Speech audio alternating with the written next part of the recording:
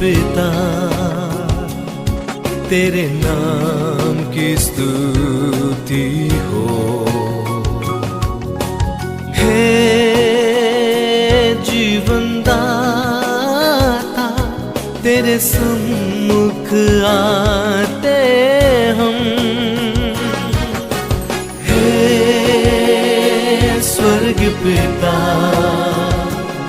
तेरे नाम की स्तुति हो। हे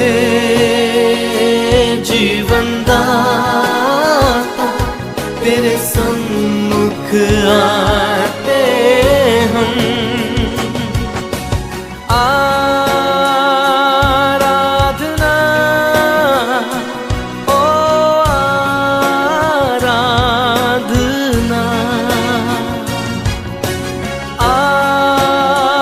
आराधना ओ आराधना।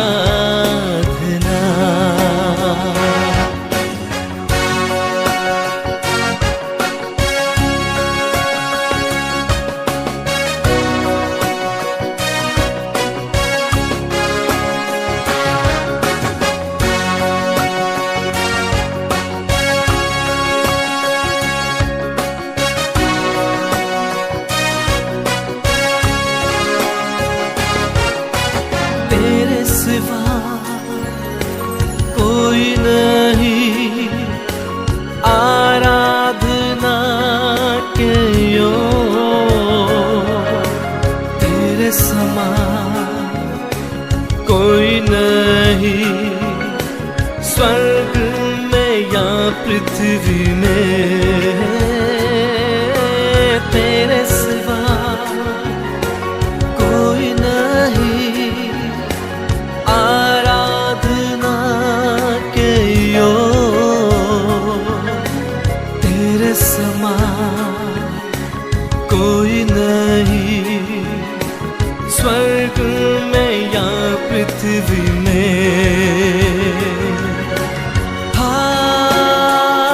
आराधना हो आराधना,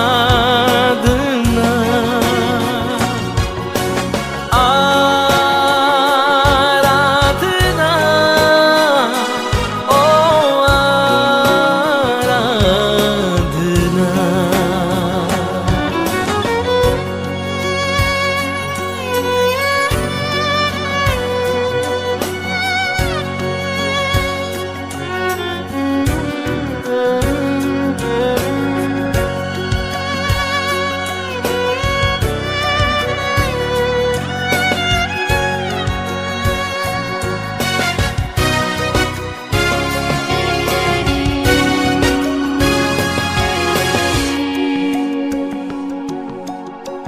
तेरे सिवा कोई नहीं, आराधना के योग्य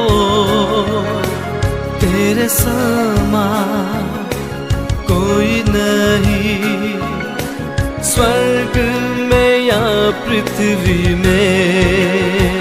हो तेरे सिवा कोई नहीं, आराधना के योग्य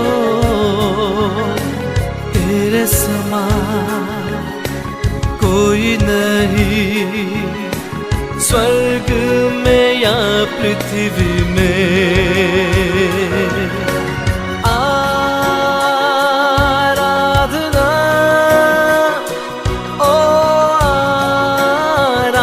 आराधना, आराधना ओ आराधना। हे स्वर्ग पिता तेरे नाम की स्तुति हो। हे जीवन दाता तेरे सम्मुख आते हम। हे पिता तेरे नाम की स्तुति हो। हे जीवन दाता तेरे सम्मुख आते हम। आराधना ओ आराधना, आराधना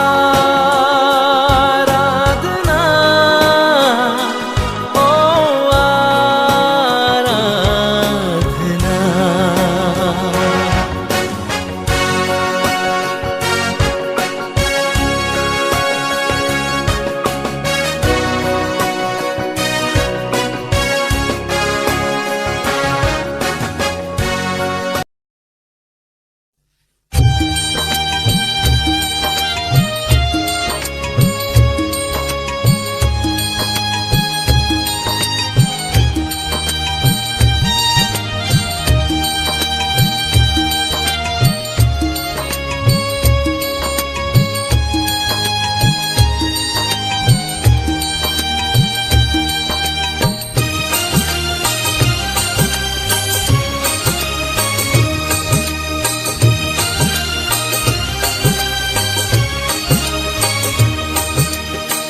ભાઈ મને ભાગ્ય મળ્યા છે, ઈસુ ગુરુ તારણહાર. ભાઈ મને ભાગ્ય મળ્યા છે, ઈસુ ગુરુ તારણહાર. ભાઈ મને ભાગ્ય મળ્યા છે.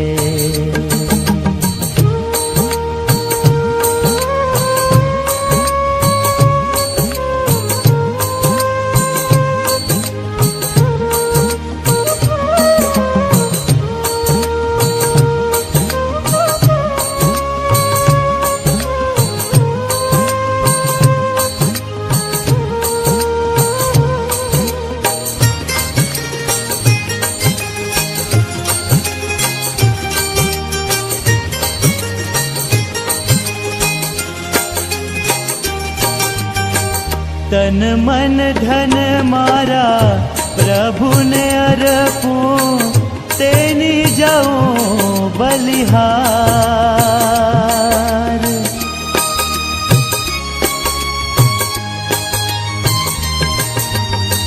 તન મન ધન મારા પ્રભુને અર્પું, તેની જાઉં બલિહાર.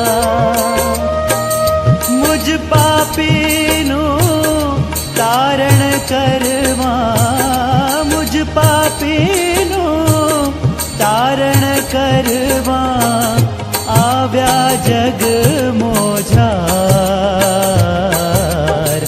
ભાઈ મને ભાગ્ય મળ્યા છે, ઈસુ ગુરુ તારણહાર. ભાઈ મને ભાગ્ય મળ્યા છે.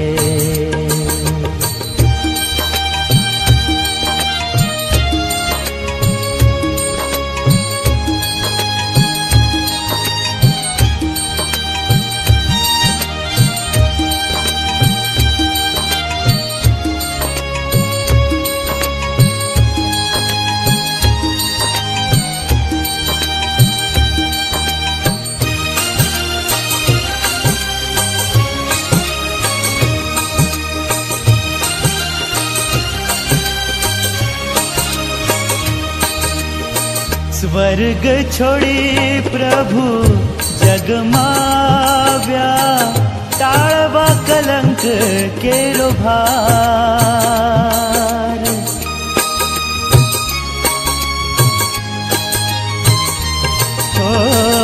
સ્વર્ગ છોડી પ્રભુ જગમાવ્યા, ટાળવા કલંક કેરો ભાર. પાપી જગને દેખી દયાળે, પાપી જગને દેખી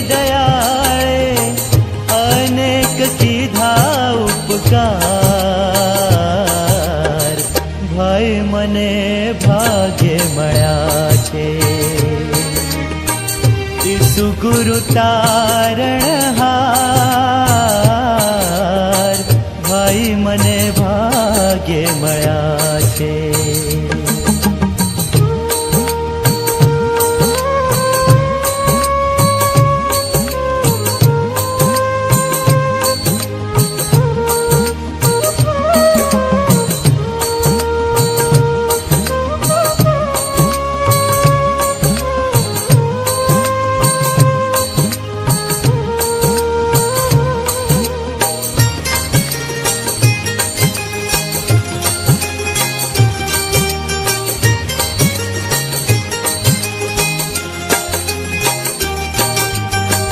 જે જન આશ ઈસુ પર રાખે તે પામશે ઉદ્ધાર.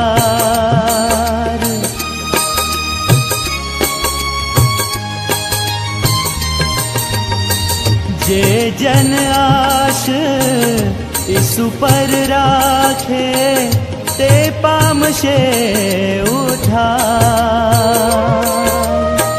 કહે વિશ્વાસી ગુરુ ગુણ ગાય, કહે વિશ્વાસી ગુરુ ગુણ ગાય, ઈસુનો બોલો જયકાર. ભાઈ મને ભાગ્ય મળ્યા છે. ઈસુ ગુરુ તારણહાર, ભાઈ મને ભાગ્ય મળ્યા છે. ભાઈ મને ભાગ્ય મળ્યા છે. ભાઈ મને ભાગ્ય મળ્યા છે. પ્રભુનો આભાર માનું છું ને પ્રભુના નામને ધન્યવાદ આપું છું. આજના બાઇબલ સ્ટડીની અંદર ઈશ્વરની કૃપાથી આ તક મળી છે તેના માટે આભાર માનું છું. અને સેનાઈ ગુજરાત ડાયસિસના માનવંત બિશપ સાહેબનું તેમજ ડાયસિસના અધિકારીગણનો તેમજ ટેકનિકલ ટીમનો હું હૃદયથી આભાર માનું છું. અને આજે આપણે આ બાઇબલ સ્ટડીની અંદર જોડાયા છે ત્યારે આપણે શરૂઆત કરીશું શાસ્ત્રપાઠ વાંચનથી. નવા કરારની અંદર લુકની લખેલી સુવાર્તા તેનો 13મો અધ્યાય અને 10 કલમથી 17મી કલમ સુધી પ્રભુના વચનો વાંચીશું તથા સાંભળીશું. પ્રભુના વચનો આ પ્રમાણે જણાવે છે. વિશ્રામ વારે તે એક સભાસ્થાનમાં બોધ કરતો હતો. જુઓ, જેને 18 વર્ષથી મંદવાળનો આત્મા વળગેલો હતો એવી એક સ્ત્રી ત્યાં હતી. તે કુબળી હતી અને કોઈ પણ રીતે સીધી ઊભી થઈ શકતી નહીં. તેને જોઈને ઈસુએ તેને બોલાવીને કહ્યું કે ભાઈ, તારા મંદવાળથી તો છૂટી થઈ છે. તેણે તેના પર હાથ મૂક્યા કે તરત તે ટટ્ટાર થઈ અને દેવની સ્તુતિ કરી. વિશ્રામવારે ઈસુએ તેને સાજી કરી માટે સભાસ્થાનના અધિકારીએ ગુચ્છે થઈને લોકોને કહ્યું કે 6 દાડા છે કે જેમાં માણસોએ કામ કરવું જોઈએ. એ માટે તે દિવસોએ તમે આવીને સાજા થાઓ, પણ વિશ્રામવારે નહીં. પણ પ્રભુએ તેને ઉત્તર આપ્યો કે ઓ ઢોંગીઓ, તમારામાંનો હરેક પોતપોતાના બળદને તથા ગધેડાને કોળમાંથી છોડીને વિશ્રામવારે પાવા સારું લઈ જતો નથી શું? આ સ્ત્રી કે જે ઇબ્રાહીમની દીકરી છે અને જેને શેતાને 18 વર્ષથી બાંધી રાખી હતી, તેને વિશ્રામવારે બંધનમાંથી છોડાવી જોઈતી નહોતી શું? તેણે એ વાતો કહી ત્યારે તેના બધા સામાવાળા લજવાયા. અને જે બધા મહિમામંદ કામો તેણે કર્યા તેને લીધે બધા લોકો હર્ષ પામ્યા. પ્રભુ તેના વાંચેલા વચનને પુષ્કળ આશીર્વાદિત કરીએ. આમીન. પ્રભુના વચનોમાં જતાં પહેલાં આપણે પ્રાર્થના કરીશું. પ્રાર્થના કરીએ. પ્રેમાળ ઈશ્વર પિતા, અમે તમારો આભાર માનીએ છીએ, તમારી સ્તુતિ કરીએ છીએ, તમને માન, સન્માન અને મહિમા આપીએ છીએ. પ્રભુ, તમે આજે બાઇબલ સ્ટડી કરવાને માટે આ તક પૂરી પાડી છે તેના માટે આભાર માનીએ છીએ અને પ્રાર્થના કરીએ છીએ. પ્રભુ, તમારા વચનનો ક્લાસ કરવાને મુજ અબળ પાત્રોનો તમે ઉપયોગ કરો. આજે ઓનલાઈન બાઇબલ સ્ટડીની અંદર જેટલા પણ શ્રોતાજનો જોડાયા છે સર્વની સાથે તમારા જીવંત અને મૂલ્યવાન વચનો દ્વારા તમે વાતને વ્યવહાર કરજો. તમારા હાથમાં સોંપાઈ જશે. અમારી પ્રાર્થના પ્રભુ ઈસુ ખ્રિસ્તના નામમાં સાંભળો અને સ્વીકાર કરો બાપ. આમીન. આપણે જે શાસ્ત્ર પાઠ વાંચવામાં આવ્યો છે લુકની લખેલી સુવાર્તા તેનો 13મો અધ્યાય 10 થી 17 કલમ સુધી પ્રભુના વચનો વાંચવામાં આવ્યા છે. એની અંદર આપણને એક ચમત્કાર થતો જોવા મળે છે. વિશ્રામવારે લોકો પ્રભુની સ્તુતિ કરવા માટે જતા હતા. એ વિશ્રામવારે એક સ્ત્રી કે જે 18 વર્ષથી પીડાતી હતી તે સભાસ્થાનની અંદર પ્રભુની સ્તુતિ કરવા માટે જાય છે અને ત્યાં વિશ્રામવારે પ્રભુ ઈસુ ખ્રિસ્ત પણ જાય છે અને એના જીવનની અંદર પ્રભુ ઈસુ ખ્રિસ્ત અજાયબ જેવું કામ કરે છે. તેનો છુટકારો થાય છે, એને સાજાપણું મળે છે, શૈતાનથી મુક્ત થાય છે અને એના લીધે ત્યાં વિરોધ થાય છે અને અન્ય વર્ગના લોકો એ પ્રભુના કાર્ય લીધે હર્ષ પામે છે અને એ રીતે આપણને ત્યાં પ્રભુનું મહિમા થતો જોવા મળે છે. આ શાસ્ત્ર પાઠ વાંચતા આપણને ઘણી બધી રીતે આત્મિક શિક્ષણ આપણને જોવા મળે છે. આ ચમત્કારની મારફતે પ્રભુ ઘણું બધું શીખવે છે. આપણે આ શાસ્ત્ર પાઠમાંથી 3 કેટેગરીની અંદર આવતા લોકો વિશે આજે આપણે જોવા માગીએ છીએ. આજે પણ મંડળીની અંદર 3 પ્રકારના લોકો આપણને જોવા મળે છે. તે આપણે આ શાસ્ત્ર પાઠમાંથી શીખીશું. પ્રથમ કેટેગરીની અંદર જે આવે છે તેમાં કુબળી સ્ત્રી વિશે આપણે જોવા માગીએ છીએ. અહીંયા કુબળી સ્ત્રી કે જેનો વિશે વર્ણન કરવામાં આવ્યો છે 11મી કલમમાં લખવામાં આવ્યું છે, જુઓ જેને 18 વર્ષથી બંધવાનો આત્મા વળગેલો હતો એવી એક સ્ત્રી ત્યાં હતી. તે કુબળી હતી અને કોઈ પણ રીતે સીધી ઊભી થઈ શકતી નહીં. પ્રથમ કેટેગરીની અંદર કુબળી સ્ત્રી એનું વર્ણન કરવામાં આવ્યું છે. એની શારીરિક મર્યાદાઓ અહીંયા વર્ણવવામાં આવી છે. તે કુબળી હતી, 18 વર્ષથી એ શૈતાનના તાબા હેઠળ હતી. કોઈ પણ રીતે તે ઊભી રહી શકતી ન હતી, સારી રીતે બેસી શકતી ન હતી. આવી એની પરિસ્થિતિ ત્યાં આપણને જોવા મળે છે. આ કુબળી સ્ત્રીના જીવનમાંથી આપણને એ શીખવાનું મળે છે કે એની આટલી બધી શારીરિક મર્યાદા છે. એના જીવનની અંદર ખૂબ મર્યાદા હતી. સારી રીતે બેસી શકતી ન હતી, ઊભી થઈ શકતી ન હતી. આટલી બધી મર્યાદા હોવા છતાં એ સભાસ્થાનની અંદર પ્રભુની આરાધના કરવા માટે જાય છે. ખ્રિસ્તમાં વાલા ભાઈ બહેનો, આપણા જીવનની અંદર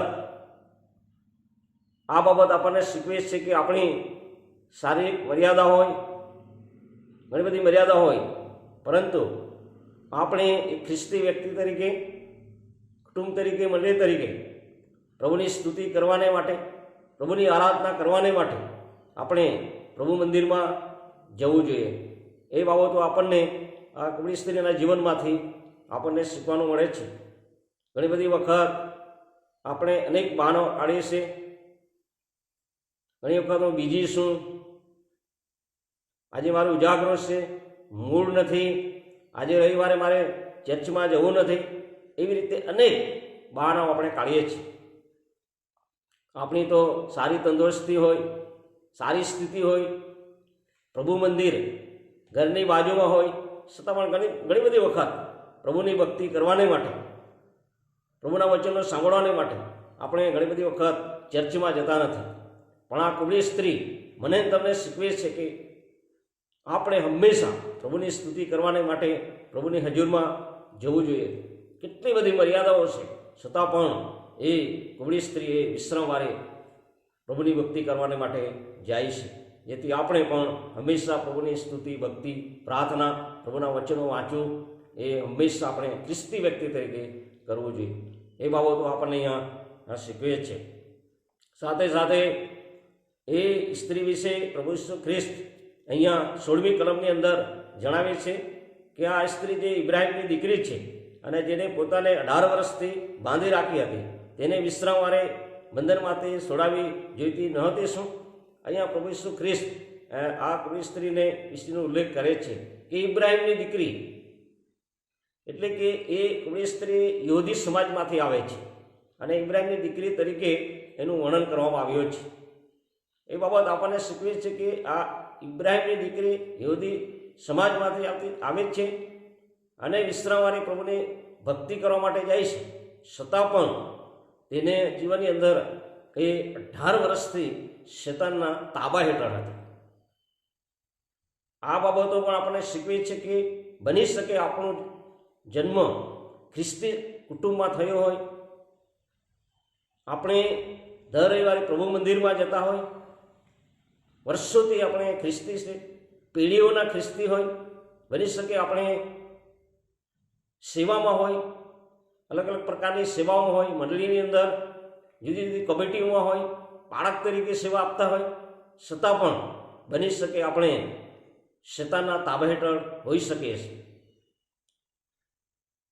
ઘણી બધી વખત લોકો બહારથી ધાર્મિક આત્મિકતા બતાવે છે, પણ એમનું ખાનગી જીવન, ગુપ્ત જીવન એ શેતાનના તાબા હેઠળ અનેક વ્યસનોમાં હોય, અનેક પ્રકારના પાપોમાં હોય, અનેક પ્રકારનો જે બાબતો ઈશ્વરને ગમતી નથી એવી બાબતોથી બંધાયેલા હોય.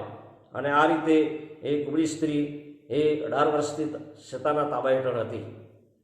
શેતાન જુદી જુદી રીતે આપણા જીવનમાં પ્રવેશ કરે છે, જૂઠું બોલવાથી, ખરાબ વલણ દ્વારા, જુદી જુદી પ્રવૃત્તિઓ દ્વારા આપણા જીવનની અંદર એ કાર્ય કરે છે. માટે વાલાઓ, આપણે હંમેશા સાવચેત રહેવાની જરૂર છે, કાળજી રાખવાની જરૂર છે અને આપણે શેતાનથી અલગ રહેવાની જરૂર છે. અને અહીંયા એ બાબતો આપણને જોવા મળે છે. અને એના જીવનની અંદર એ શેતાનના તાબા હેઠળ હતી ત્યારે સભાસ્થાનની અંદર એ પ્રભુ ઈસુ ખ્રિસ્ત જાય છે અને અહીંયા આપણને જોવા મળે છે કે 12મી કલમની અંદર આપણને જોવા મળે છે, તેને જોઈને, એટલે કે કુંવારી સ્ત્રીને જોઈને ઈસુએ તેને બોલાવીને કહ્યું કે ભાઈ, તારા મંદવાડથી તું છૂટી થઈ છે. તેણે તેના પર હાથ મૂક્યા કે તરત એ ટટ્ટાર થઈ અને દેવની સ્તુતિ કરી. અહીંયા કુંવારી સ્ત્રી 18 વર્ષથી શેતાનના તાબા હેઠળ હતી, શારીરિક રીતે એની મર્યાદા હતી, પણ એ પ્રભુ ઈસુ ખ્રિસ્તની નજર એ કુંવારી સ્ત્રી પર જાય છે અને એને જુએ છે, એને બોલાવે છે અને એના પર હાથ મૂકે છે અને એ સાજાપણું પ્રાપ્ત કરે છે, શેતાનના તાબા હેઠળથી મુક્ત થાય છે. ખ્રિસ્તમાં વાળા ભાઈ બહેનો, કદાચ જાણતા અજાણતામાં આપણે શેતાનના ગુલામગીરીમાં હશે, શેતાનના અંકુશ નીચે આપણે જીવન જીવતા હશે અને એમાંથી આપણે સ્વપ્રયત્નો દ્વારા છૂટી શકતા નથી. તો આજે પ્રભુ ઈસુ ખ્રિસ્ત એ તમારા પર દ્રષ્ટિ કરે છે અને તમને બોલાવે છે અને પ્રભુ ઈસુ ખ્રિસ્ત એમાંથી છુટકારો આપવા માગે છે. ગમે તેવી એવી પરિસ્થિતિમાં આપણે હોય, કોઈ વ્યસનમાં ડૂબેલા છે, બંધનમાં છે, જુદા જુદા પ્રકારના પાપમાં હશે, ભલાઓ આપણે પ્રભુ ઈસુ ખ્રિસ્ત એ છુટકારો આપવાને માટે આવ્યા છે. યોહાનની લખેલી સુવાર્તા 10મો અધ્યાય 10મી કલમની અંદર લખવામાં આવ્યું છે, તેઓને જીવન મળે અને પુષ્કળ મળે માટે હું આવ્યો છું. આ દુનિયાની અંદર જે લોકો બંધનમાં છે તેમને છુટકારો આપવાને માટે પ્રભુ ઈસુ ખ્રિસ્ત જગત પર આવ્યા છે. તમે જ્યાં હોય ત્યાં, ગમે તેવી પરિસ્થિતિની અંદર હો, કોઈ ગુલામીમાં છો, કોઈ બંધનમાં છો, કોઈ પાપમાંથી છુટકારો મળતો નથી, ઘણા બધા પ્રયત્નો કર્યા છે, પણ આજે પ્રભુ તમને એમાંથી છુટકારો આપવા માગે છે. પ્રભુ એટલા મહાન છે કે તમારા મારા પર પ્રેમ કરે છે અને એમના પર નજર કરી, એમને બોલાવી, એના પર હાથ મૂક્યા અને તે ટટ્ટાર થઈ મુક્તિ પામી. એ રીતે સાજાપણું પ્રાપ્ત કરે છે. પ્રથમ કેટેગરીની અંદર એ કુંવારી સ્ત્રી, એનો આપણે પાત્ર જોયું. બીજી કેટેગરીની અંદર જે લોકો આવે છે તે વિશે આપણે જોઈશું. અહીંયા 14મી કલમની અંદર લખવામાં આવ્યું છે, વિશ્રામવારે ઈસુએ તેને સાજી કરી માટે સભાસ્થાનના અધિકારી ગુસ્સે થઈને લોકોને કહ્યું કે સહદળા છે કે જેમાં માણસે કામ કરવું જોઈએ. એ માટે તે દિવસે તમે આવીને સાજા થાઓ, પણ વિશ્રમવારે નહીં. જ્યારે આપણે જોઈ શકીએ છીએ કે કુબડી સ્ત્રી કે જે 18 વર્ષથી સતાનના તાવા હેઠળ હતી, પીડાતી હતી, એમને પ્રભુ ઈસુ ખ્રિસ્તે સાજી કરી, એને મુક્તિ આપી. ત્યારે તે સતાનના અધિકારી ગુસ્સે થાય છે, એનો વિરોધ કરે છે અને પ્રભુ ઈસુ ખ્રિસ્ત પર દોષ મૂકે છે. અને આજે પણ એ મંડળીની અંદર, ખ્રિસ્તી સમાજની અંદર બીજી કેટેગરીની અંદર આવતા લોકો આ પ્રકારના છે કે જ્યારે કોઈક વ્યક્તિનું ભલું થાય છે, કોઈક વ્યક્તિને સાજાપણું મળે છે, કોઈક વ્યક્તિને આશીર્વાદો પ્રાપ્ત થાય છે, ઘણી બધી વખત કોઈક વ્યક્તિ આપણા કરતાં આગળ નીકળી જાય છે, પ્રગતિની અંદર પ્રમોશન મળે છે, ત્યારે આપણે તેના વિશે ઈર્ષ્યા કરીએ છીએ, ઘણી વખત આપણે અદેખાઈ કરીએ છીએ અને ઘણી વખત આપણે બીજા પર દોષ મૂકીએ છીએ. અને એ બાબતો અહીંયા આપણને જોવા મળે છે. આજે પણ એ ચર્ચમાં આવા કેટેગરીમાં આવતા લોકો આપણને જોવા મળે છે.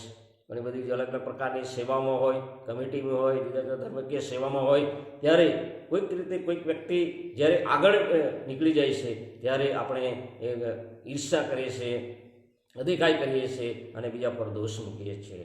અહીંયા આપણને એ શીખવાનું મળે છે કે આપણે બીજાનું ભલું થાય, બીજાના આશીર્વાદો મળે, બીજાની પ્રગતિ થાય, ત્યારે આપણે ખ્રિસ્તી વ્યક્તિ તરીકે આપણે ખુશ થવું જોઈએ, આનંદ થવું જોઈએ અને આપણે એના માટે આનંદ પામવો જોઈએ. પરંતુ અહીંયા અધિકારી એ ગુસ્સે થાય છે. અને એ રીતે આજે મંડળીની અંદર, ખ્રિસ્તી સમાજની અંદર આવા વર્ગના લોકો પણ જોવા મળે છે. પરંતુ આપણે એ કેટેગરીમાં આપણે આવવાનું નથી. આપણે હંમેશા આનંદ કરવો જોઈએ અને આપણે એકબીજાને માટે ભલું કરવું જોઈએ. અને અહીંયા બાબતો આપણને જોવા મળે છે. અને એ રીતે આપણે એનાથી અલગ રહેવાની જરૂર છે અને આપણે હંમેશા બીજાને ભલું કરવાની જરૂર છે. અને એ રીતે ત્યાં બીજી બાબત આપણને જોવા મળે છે. ત્યાર પછી આગળ વધતા આપણને ત્રીજા કેટેગરીની અંદર જે લોકો આવે છે તે વિશે 17મી કલમની અંદર બતાવવામાં આવ્યો છે. તેણે એ વાતો કહી ત્યારે જેના બધા સામાવાળા રજવાયા અને જે બધા મહિમાવંત કામો તેણે કર્યા તેને લીધે બધા લોકો હર્ષ પામ્યા. અહીંયા ત્રીજા વર્ગના લોકો એવા છે કે જે પ્રભુના કાર્યને લીધે હર્ષ પામે છે, પ્રભુનું જે મહાન કામ થયું છે તેના લીધે આનંદ પામે છે, હર્ષ પામે છે. અહીંયા કુબડી સ્ત્રી કે જેને 18 વર્ષથી સતાને બાંધી હતી એને સાજાપણું મળે છે અને છુટકારો મળે છે. જેથી ઘણા બધા લોકો અહીંયા 17મી કલમની અંદર લખવામાં આવ્યું છે કે હર્ષ પામ્યા. અને આપણને આ બાબત શીખવે છે કે જ્યારે પ્રભુનું કામ મંડળીની અંદર થાય છે, સમાજની અંદર થાય છે, પ્રભુ મહાન કામો કરે છે, ચમત્કારો કરે છે અને પ્રભુનું કામ મોટું થાય છે, ત્યારે આપણે પ્રભુના કામને લીધે આપણે હર્ષ પામવું જોઈએ, આનંદ પામવો જોઈએ. એ હંમેશા આપણે યાદ રાખવાની જરૂર છે કે પ્રભુએ જે કામ કરે છે તેના લીધે આપણે સ્તુતિ કરવું જોઈએ. પ્રેરિતોના કૃત્યોની પુસ્તકની અંદર આપણે જોઈ શકીએ છીએ, 3જા અધ્યાયની અંદર આપણે જોઈ શકીએ છીએ, જન્મથી લંગડા માણસને જ્યારે સાજાપણું મળે છે ત્યારે તે નાચતો ને કૂદતો દેવની સ્તુતિ કરતો તે મંદિરમાં જાય છે. અને એ રીતે આપણા જીવનની અંદર આપણે પ્રભુ મહાન કામ કરે છે, ચમત્કારો કામ કરે છે, પરાક્રમી કામો કરે છે, જેના કામને લીધે આપણે હર્ષ પામવું જોઈએ, આનંદ કરવો જોઈએ. અને એ રીતે બીજાના જીવનની અંદર જ્યારે પ્રભુ મહાન કામો કરે છે, ચમત્કારો કરે છે, એના આશીર્વાદો આપે છે, એના લીધે આપણે હર્ષ પામવું જોઈએ. બાઇબલની અંદર ઘણા બધા એવા ઉદાહરણો આપવામાં આવ્યા છે કે જ્યારે પ્રભુનું કામ થયું છે અને પ્રભુનો મહિમા થયો છે ત્યારે ઘણા બધા લોકોએ પ્રભુની સ્તુતિ કરી છે, આરાધના કરી છે, પ્રભુના લીધે હર્ષ પામ્યા છે. અને આપણે પણ એ હર્ષ પામવું જોઈએ, આનંદ કરવો જોઈએ. આ ત્રીજા વર્ગની અંદર એ લોકો આવે છે. અને પ્રથમ કેટેગરીની અંદર આવે છે તે કુબડી સ્ત્રી, બીજી કેટેગરીની અંદર આવે છે કે દોષ મૂકનાર, અને ત્રીજા કેટેગરીની અંદર એ લોકો આવે છે પ્રભુના કામને લીધે હર્ષ પામે છે. સવાલાઓ આપણા જીવનની અંદર કઈ કેટેગરીની અંદર? જો પ્રથમ કેટેગરીની અંદર છે આપણે, તો આપણે પ્રભુની પાસે આવવાની જરૂર છે. પ્રભુ આપણને છુટકારો આપશે, પ્રભુ આપણને મુક્તિ આપશે. જો આપણે બીજા કેટેગરીની અંદર છે તો આપણે એમાંથી પસ્તાવો કરવાની જરૂર છે, માફી માગવાની જરૂર છે. અને ત્રીજા કેટેગરીની અંદર છે તો આપણે એની અંદર સતત આગળ વધવાની જરૂર છે. અને એ બાબતો આપણને અહીંયા જોવા મળે જ છે. અને આ કુબડી સ્ત્રીમાંથી બીજી એક બાબત જોઈને આપણે પૂર્ણ કરવા માગીએ છીએ કે જ્યારે એને પ્રભુ ઈસુ ખ્રિસ્તે સાજાપણું આપ્યું, ત્યારે આ 13મી કલમમાં લખવામાં છે, તેણે તેના પર હાથ મૂક્યા કે તરત તે ટટ્ટાર થઈ અને દેવની સ્તુતિ કરી. જ્યારે એમને સાજાપણું મળ્યું છે, મુક્તિ મળી છે, ત્યાર પછી દેવની સ્તુતિ કરી છે, દેવની આરાધના કરી છે. પ્રભુએ આપણા જીવનમાં અજાયબ જેવું કામ કરે છે. ત્યાર પછી આપણી ફરજ છે પ્રભુની સ્તુતિ કરવાની જરૂર છે. રવિવારે પ્રભુ મંદિરમાં જવું, પ્રાર્થના કરવું, બાઇબલ વાંચન કરવું, મંડળી સાથેના સંબંધમાં આગળ વધવું, દાન આપવું અને પ્રભુની સેવા કરવી, પ્રભુની સ્તુતિ કરવું જોઈએ.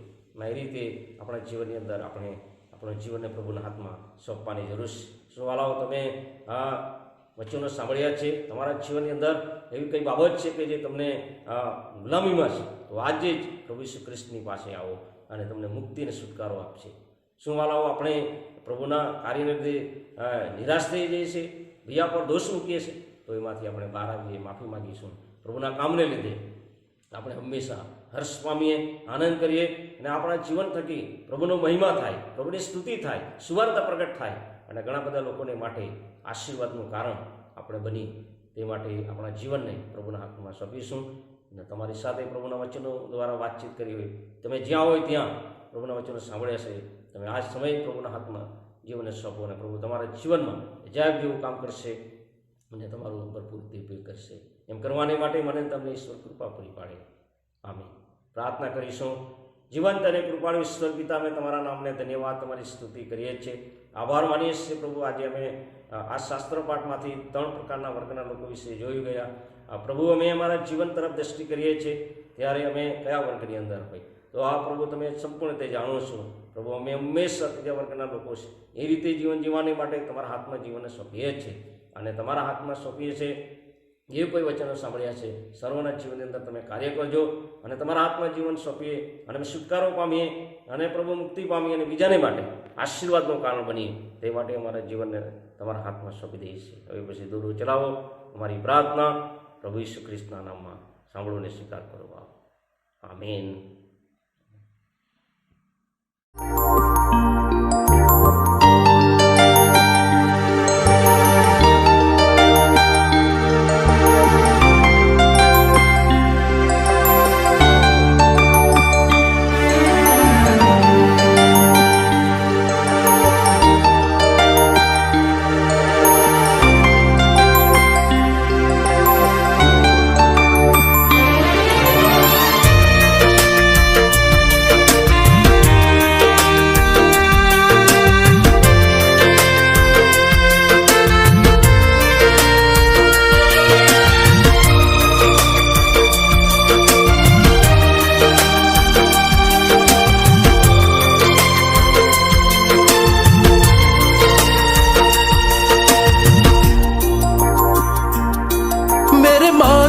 से ज्यादा, मेरे मांगने से ज्यादा, मेरे सोचने से अच्छा मैंने पाई है आशीष यीशु से। मैं भटका हुआ मुसाफिर, मेरी राहों में थी मुश्किल, मैंने पाई है मंजिल यीशु से। मेरे मांगने से ज्यादा, मेरे सोचने से अच्छा मैंने पाई है आशीष यीशु से। मैं भटका हुआ मुसाफिर, मेरी राहों में थी मुश्किल, मैंने पाई है मंजिल यीशु से। मेरे मांगने से ज्यादा,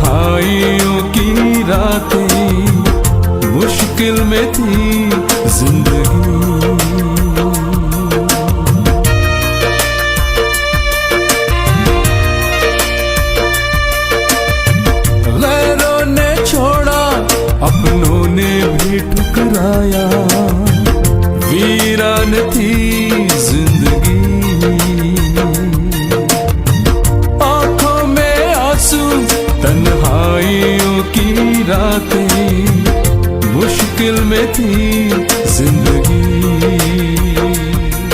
तूने अपना लहू बहाया, गुनाहों को मेरे धोया, मैंने पाई है माफी यीशु से। मैं भटका हुआ मुसाफिर, मेरी राहों में थी मुश्किल, मैंने पाई है मंजिल यीशु से। मेरे मांगने से ज्यादा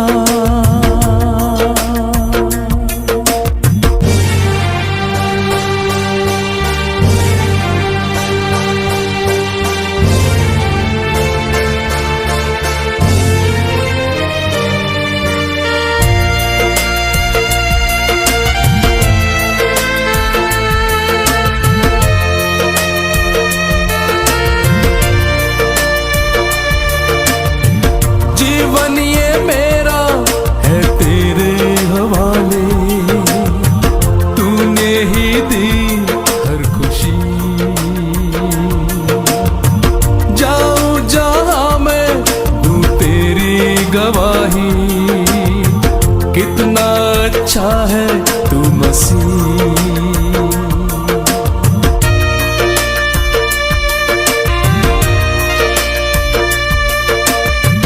जीवन ये मेरा है तेरे हवाले, तूने ही दी हर खुशी।